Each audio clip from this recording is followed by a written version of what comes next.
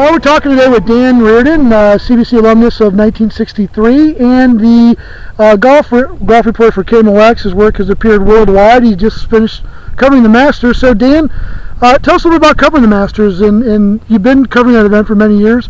Tell us about your experience with that. Well, it was my 25th, and I will say that I always consider it sort of a privilege to do the Masters. I never expected as a school teacher that I would even get to Augusta, much less to cover 25 of them. My first year is easy to remember. Jack Nicklaus won his 6th green jacket, and I thought, wow, can it be any better than that? And then you went from there to, Faldo going back-to-back in playoffs, Larry Mize chipping in, Sandy Lyle coming out of the bunker to win it in the 80s, and then you jump ahead. You've got Ben Crenshaw after Harvey Pinnock dies. It's just an amazing event to go to. Probably the most difficult question is when people say, what's your favorite Masters? And I know they each have an individual character. Maybe what are some of the more memorable Masters that you've been through that you remember? Well, the 86 one with Nicklaus, because he came from off the lead on Sunday. And I went out to watch him come up 18. And, I have no more access than the rest of the galleries. And there were tears in people's eyes as he came up 18 at that time. And keep in mind, he was playing like 4 groups ahead of Ballesteros and Norman and the guys that we expected to win that day.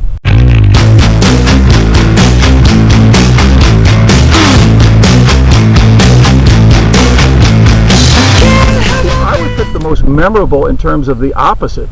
It was Greg Norman losing that 6-shot lead to Faldo on Sunday at Augusta. And I remember I used to do Mike Shannon's show after the ball game.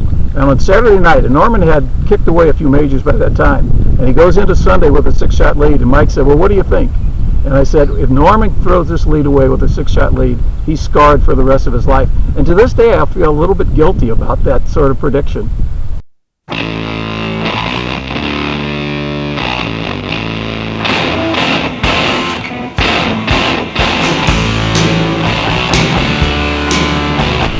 Can you tell us about the CBC that you went to in 1963? What kind of place was it, and what are some of your memories of CBC specifically? Oh, I love my time at CBC. My high school years, as it would be for most people, are probably some of the best years in their lives. I got involved. I was on the newspaper. I wrote for the Turret. Both of my brothers preceded me at CBC, so I had been in that environment for at least 6 years before I went there. I was lucky enough. I wasn't an athlete, but I was lucky enough in my senior year to have a class that generated a 10-0 football team, a state championship in basketball, a district championship, I believe, in soccer. So it was like, we were the world beaters at that time. No, I love CBC. I love the people that are there. And to this day, I can say that it was a military high school, and we stood for inspection every morning.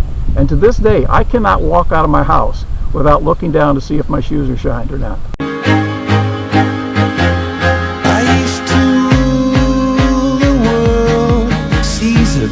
When I gave the word. Now in the morning I sleep. Talk about some of the more memorable experiences. You talked about the sports at CBC, but were there some brothers or teachers that really made an impact on you and led you to inspire you to become a teacher yourself? The brothers, yes. I will say that Bob Christian was the one that probably made teaching appeal to me. As it turned out, I didn't go into social studies for my teaching field, but I was so impressed with Mr. Christian when I was there, and I call him Bob Christian, but he was always Mr. Christian as far as I was concerned. Just an energetic, positive individual. But yeah, you could go through, I could go through a list of people.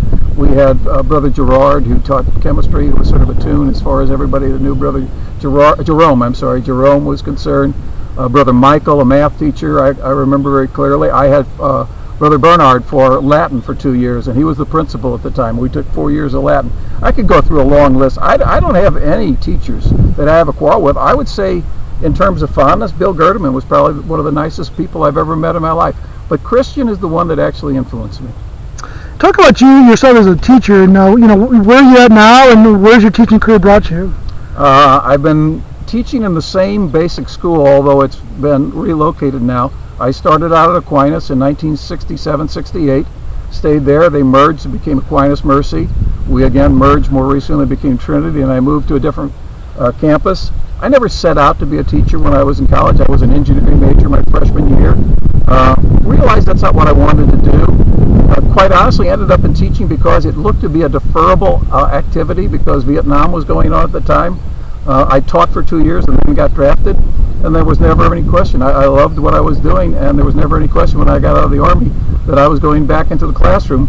I've been lucky enough to do the golf thing away. I've been able to find a little bit of a professional challenge away from the classroom as well. And I think that's probably kept me interested and alive in teaching. Teaching keeps you young. It's nice to be around kids keeping you young all the time.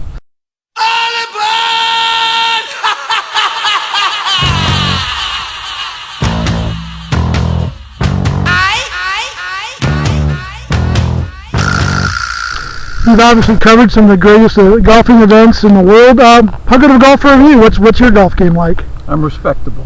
I've played well enough in my lifetime to know what good is, but I can still dip into the 30s for 9 every once in a while.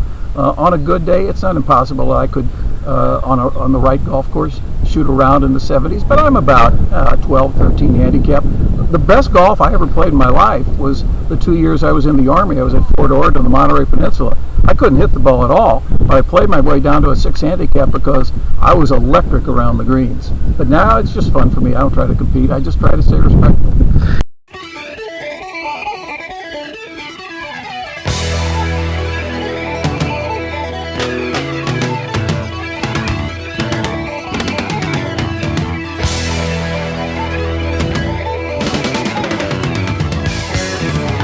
And now you're coaching at Trinity High School? Been coaching at Trinity.